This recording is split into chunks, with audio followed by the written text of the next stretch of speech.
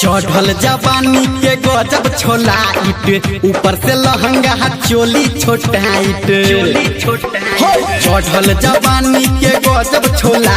it ऊपर से लहंगा चोली छोटाइट तोहर ओढ़नी घोड़ी के छापै छो नाचे छी जब जब ढोली पे छौरी डीजे वाला छौरा ताकै छौ नाचे छी जब जब ढोली पे छौरी डीजे वाला छौरा ताकै छौ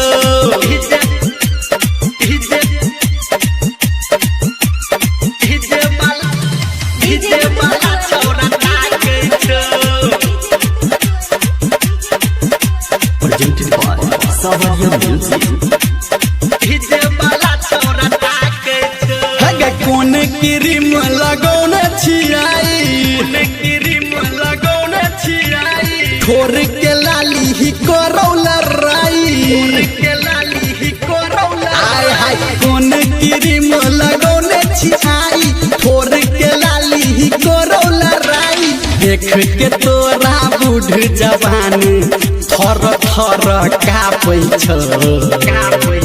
हगे नाचे छी जब जब ढोली पे छौरी डीजे वाला छौरा ताकै छौ नाचे छी जब जब ढोली पे छौरी डीजे वाला छौरा ताकै छौ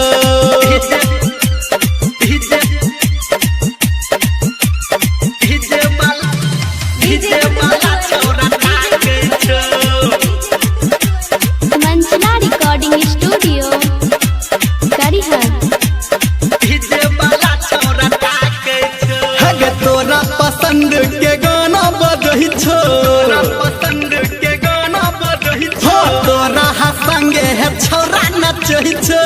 तोरा संगे है छौरा नचै छौ तोरा पसंद के गाना बजै छौ तोरा संगे है छौरा नचै छौ बहु धर्मेंद्र निरमलिया के राइटर सन तू चापै छौ हगे नाचै छी जब जब ढोली पे छौरी डीजे वाला छौरा ताकै छौ